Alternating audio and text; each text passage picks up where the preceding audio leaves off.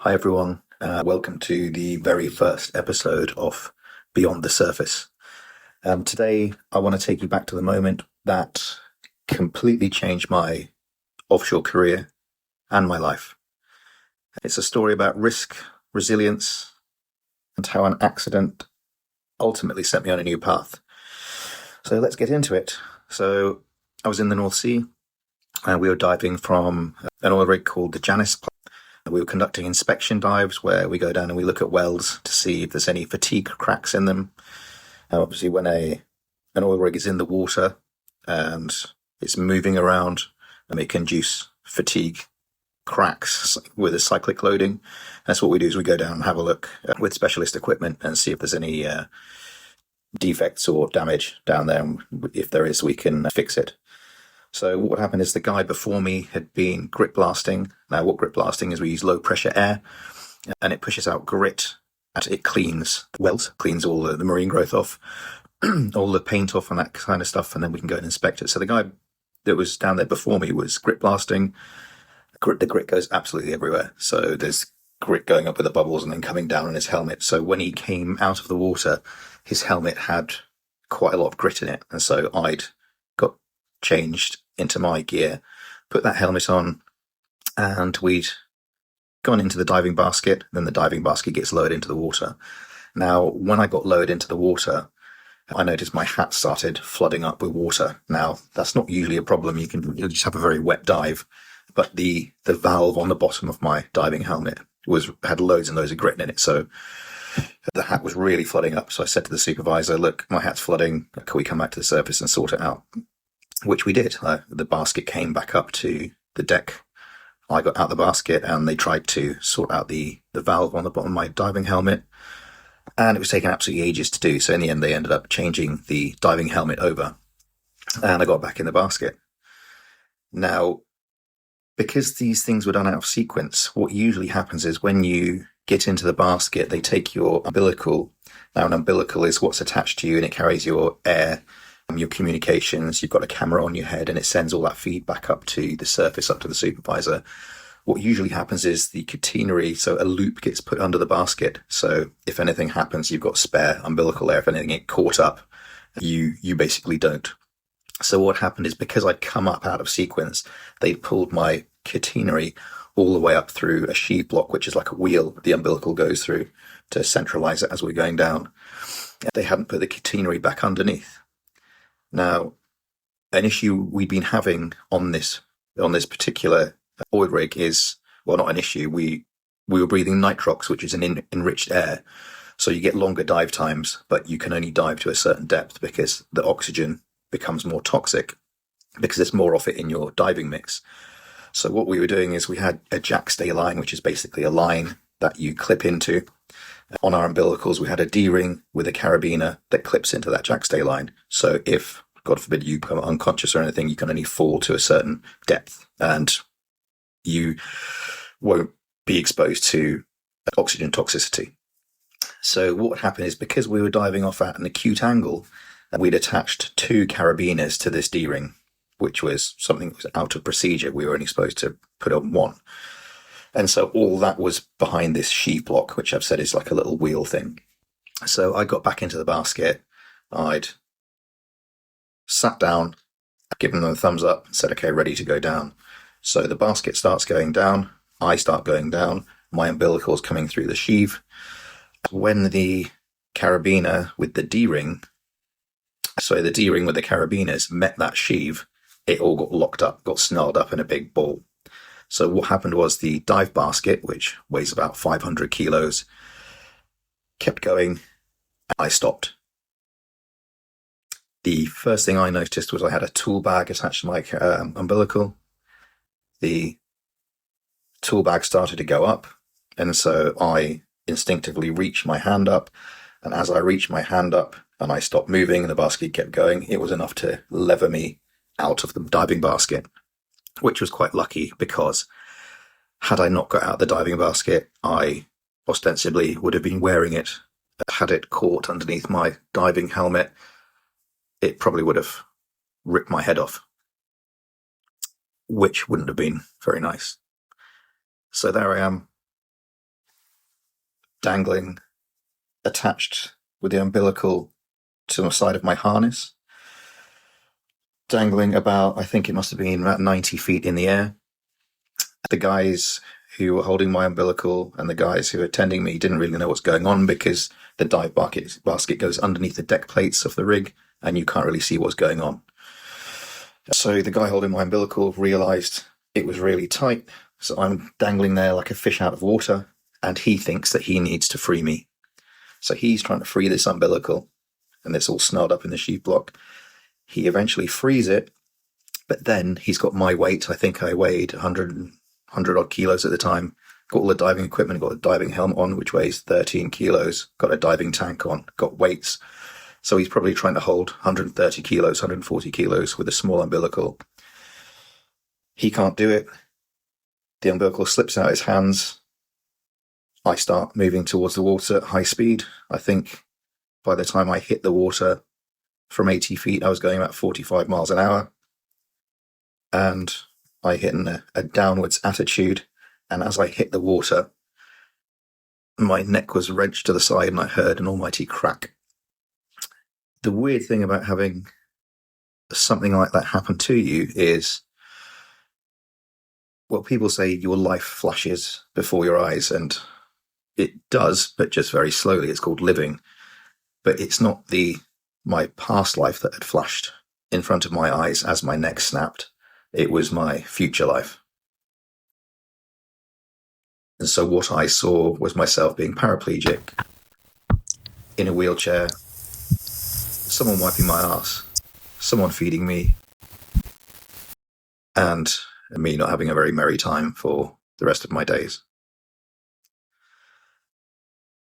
After I managed to gather my thoughts, I had this supervisor shouting at me, what's going on? And I couldn't tell him what was going on. I was absolutely dazed and confused. I couldn't move my arms, couldn't move my legs, and I'm just flopping at the surface while the guys are pulling up my umbilical. Details after that are a bit sketchy. I think the standby diver, there's another diver who is ready to go, like a rescue diver, dressed in. He got into his basket, and I was brought back to the surface. And as I did, they'd already called the medic, so the medic rushed down to the dive station. I was put on a spinal board. I had my head immobilized. I was strapped in, and I was taken to the medical bay. By this time, I was starting to get a little bit feeling back in my hands and my legs, which was good. But I wasn't allowed to move because they suspected I had a broken neck.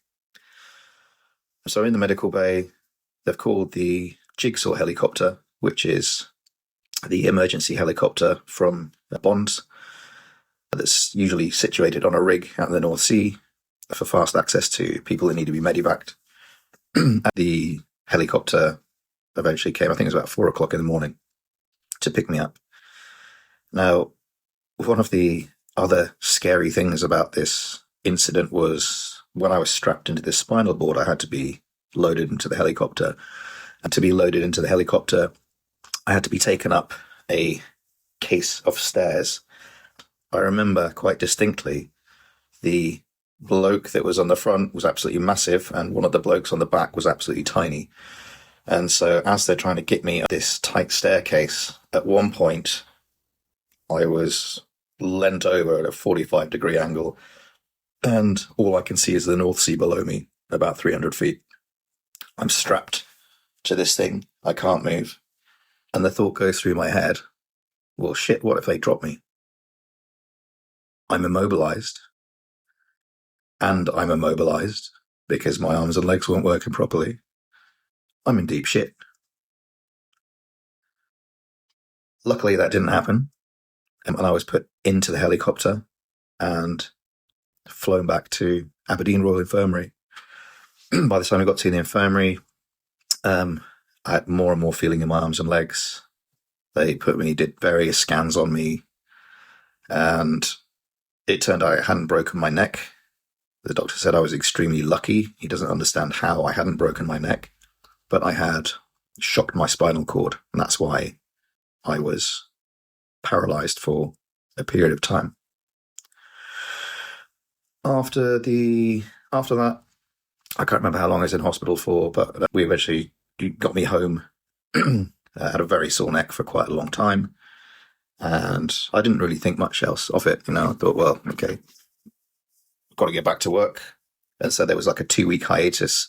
Company came down, everyone got demanned from the rig, and we had to talk about health and safety. And they talked about the incident and what happened and procedurally what had gone wrong. And we ended up going back to work. When we got back to the rig, I wanted to be the first one in the water, get back on the horse, so to speak.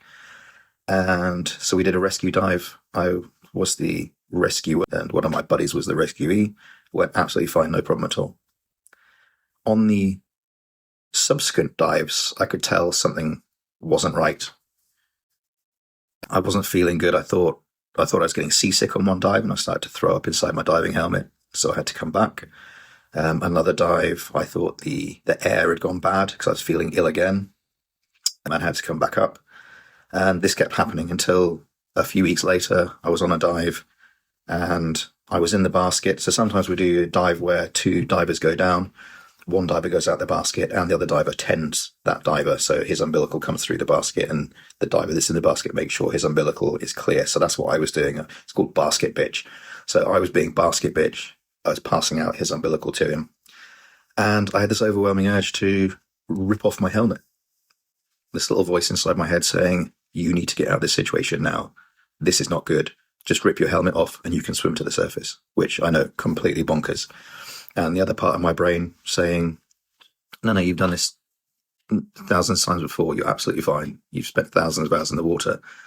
What are you talking about? I didn't want to tell my supervisor because I didn't want to say, I need to come out, and him to say why, and me to say, I don't know, or I want to rip my helmet off. So I had a diving watch on at the time, and I thought, okay, I'll do 5 minutes at a time. I'll get to 5 minutes. I'll wait look at another watch, get another 5 minutes. And after 2.5 hours, the other guy came back to the basket and we came back up to the surface. I went to see my supervisor to tell him that what had been happening over the previous dives, and that it was becoming an issue, and I was putting myself in danger, and I was putting my buddy in danger, and I was putting the standby diver that would have had to come to rescue us if anything happened in danger. And he said, okay, well, I think you've got some sort of anxiety. Thing is, I didn't know about anyone that had anxiety before. Well, I knew people had anxiety, but I didn't know how it manifested. In me, it manifested with a small voice telling me to rip my helmet off. And that was a strange thing. The part of my brain that was telling me to rip my helmet off apparently is the amygdala. And that's the part of your brain that contains your fight or flight and fear responses. So from the incident where I fell out the basket, or where I was pulled out the basket, my amygdala had learned that diving bad, not diving good. And so the self-preservation thing, my amygdala was saying to me, get out of this situation now. This is not the situation you want to be in. And my neocortex, which is the thinking part of my brain, was saying, well, look, you've done this loads of times before, you're absolutely fine. The upshot of it was I couldn't dive. The company didn't want me to dive. And so I went and saw the company psychologist, psychiatrist, whichever one it was. And we had a few chats, and I was able to chat about what had happened. And she said to me, I think you've got PTSD. And I said, well, I can't have PTSD. I said, I know people that have just come back from Afghan who've been at war. Those are the people with PTSD. And she said, well, it's your frame of reference for post-traumatic stress disorder. She said, you've had a near-death experience. And I was like, no, what are you talking about? I haven't had a near-death experience. I just fell out of a basket. And she's like, yes, so you're trying to justify that to yourself. But you had a very traumatic experience. And I was still trying to deny it. And she said, look, you're in denial about this, but that's what happened. And this is the way your brain has responded. Over the next few years, I tried to get back into diving, but I was getting anxiety in other areas of my life. If I was hungover, I thought I was absolutely dying. I thought, this is it, you've damaged yourself. If I got into an aircraft, I got very claustrophobic. If I was on a bus and there were too many people on there, I'd start freaking out. I couldn't get to sleep. I had real trouble, had real insomnia. My brain would not turn off at all. And it was becoming a real issue. while this was happening, I'd gone rigging. So the company I was working for said, well, we can get you doing some rigging, which is where you basically go and work with divers, but you're not diving, you're slinging loads and sending things down to the divers. And what they said was, what we'll do is, because you're on the diving vessel, every now and again, we'll put you in the water and see how you are. And so I did a few dives. Yeah, they were fine. I mean, I wasn't 100% comfortable, but they were okay. Then the next few jobs I went on were deep air jobs. And what happens if you're breathing air, normal air, not enriched air, not nitrox, if you're breathing normal air, the deeper you go, the more narcotic nitrogen becomes. It's called nitrogen narcosis. So some people call it Martini's law, but it's not a great analogy. So every 10 meters you go down, it's like having a martini or having a beer. So you go down 20 meters, it's like having 2 drinks. If you go down 3 drinks, 40 meters, 4 drinks. But actually it can affect a lot of people in a lot of different ways. And basically what it is, the nitrogen becomes narcotic at depth and it affects your nerve, I think it's your nerve synapses. And so it's very difficult to think properly. And so I was doing a lot of deep air. I think we were doing 48 meters. And so you bomb down to do your task. And the faster you go down, the more nitrogen affects you. And so I was doing these deep air jobs. The dive times are very limited. I think we had 12 minutes bottom time at that depth. And so you're going down really quickly, coming back up really quickly. Another thing that nitrogen does is it makes you euphoric. So on these dives, I'm basically becoming euphoric. So I go down, I'm euphoric, great dives, amazing, I'm cured. One thing that I hadn't thought about is preceding these dives, I would feel like something was stuck in my throat.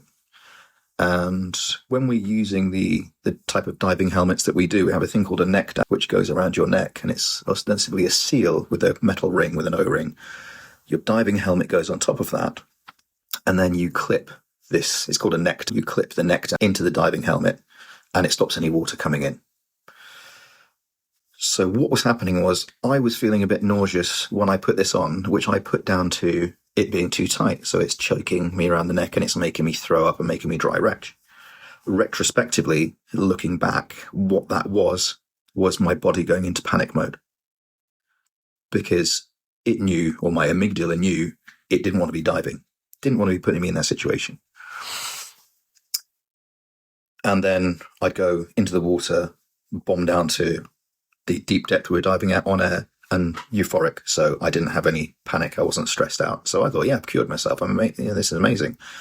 I can go back diving again. I'm cured. I mean, I was still having the anxiety and stress in other areas, but the diving seemed to be okay.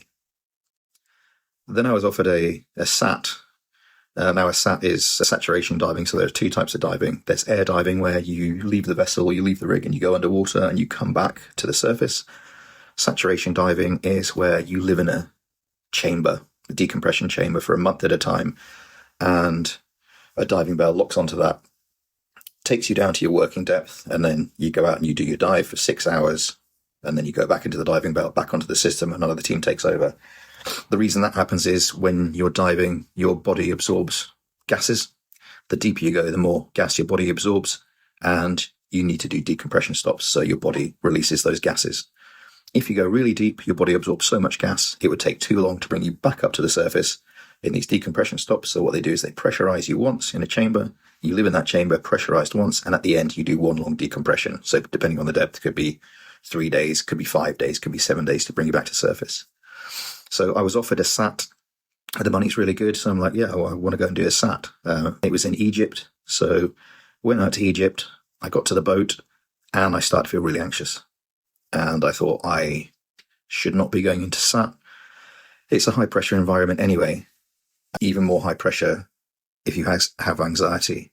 Everyone's watching you. Every dive you do, you've got a camera on your head. The images are being beamed up to the surface and beamed around the boat. So everybody in the boat can watch what's going on the dive. So there's no hiding. You're scrutinized at every step of the way. The guys I was going into SAT with, you're usually going in with a bell team, so there's 3 of you. 2 of the guys I knew very well.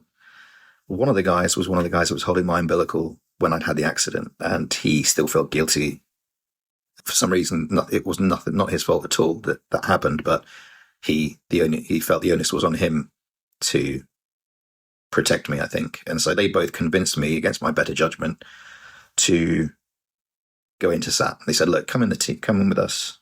We'll be the team. We'll take care of you. You'll be absolutely fine. And I was thinking, well, I shouldn't be doing this. And I went to speak to one of the other divers who could have gone in, but he just had a tattoo removed. And so he had this big thing on his shoulder that was like going all putrid and disgusting. He didn't want to go into SAT because you can get germs in there and stuff if you've got an injury. So he didn't want to go in. So I thought, okay, well, I'll go in. I went to SAT. We'd done a few dives, absolutely fine, no problem at all. And then this one dive, we'd gone down to depth. I think we were about 300 feet and nothing was happening. The water was ginny clear, absolutely beautiful. Just waiting there on the bottom, me and this other diver, waiting for something to come down on the crane. No stress, no dramas. Until the other diver, Jim, started shaking me. And I suddenly came out of the daze I was in and said, what's going on? What's going on? And he said, the supervisor's been trying to speak to you. So this is when I realized I had really bad perceptual narrowing. So what happens is the brain wants to shut down. It shuts down your peripheral vision until it looks like you're looking through two cardboard tubes. At that point, I realized that my body had started to go into panic mode. I started to start breathing really rapidly, which is not good when you're in that environment. The supervisor said to Jim, get him back to the diving bell. By the time I got back to the bell, I was breathing so hard I couldn't climb my umbilical. There's a thing called a clump weight underneath the diving bell, which if the diving bell drops or its umbilical breaks, they can bring you up on this clump weight. So they stuck me on the clump weight and they brought the clump weight up to the diving bell and got me back in. Diving bell went back to the surface, got me back onto the diving system. Now, when the medic and the offshore construction manager came down to speak to me in the bell or in the system, they said, well, what's been going on? What happened? And I told them about the accident a couple of years before and the preceding anxiety and the PTSD. They phoned the beach. So they basically phoned the office in Aberdeen and said, look, this has happened to this guy. And the office went, oh, well, what are you doing putting him in? He shouldn't be in there. What we wanted to do was put him on the boat so he'd get used to the boat, get used to the divers, get used to the supervisors, get used to the system, and then eventually we'll get him diving again. So I hadn't meant to go in to SAT. I was just really there to take in the atmosphere and act as a standby diver. Having that happened in that situation, I knew a cure wasn't going to come quickly. It basically stopped me diving there and then. That was my last commercial dive because I couldn't put myself in that situation. I couldn't put any of the other guys in that situation. So, yeah, what do I do now? I'm a highly qualified diver, but I wasn't qualified in anything else. So it was a real quandary for me. I didn't know what to do. So I had a friend who had a diving company in West Africa, and he said to me, look, come out, work for me, come out, do some supervising, and we can take it from there. You won't be diving. You'll just be looking after a team of divers. And so I went out to West Africa, supervised for a while, did some inspection work as well. So what we do is we take a team of divers out, we send the divers down, they inspect the legs and the other assets on the rig, and I'm on the surface speaking to them and directing them and telling what to do. So that was okay. And then I moved into inspection work. So I started doing non-destructive testing work. So I did a few courses, gained experience, and then I did an underwater inspection controller's course and became an underwater inspection controller. So I wasn't in charge of a dive team. I was like off to the side of the hierarchy. So we had the diving supervisor, the dive team, and I'm off here. And when we come to these inspection programs, I tell the divers what I want them to look at and what I want them to see. So that was a real pivot from diving. And then I pivoted again to inspection. And then I pivoted to topside inspection. And then I pivoted to being a client rep, which what a client rep is, you go offshore for the oil company and you will look at what the diving company is doing, the contractor. So you're not in the diving company anymore. You're oil company, you've got diving company, and you're making sure they're working within the framework that they should be working in, not cutting any corners, following the procedures.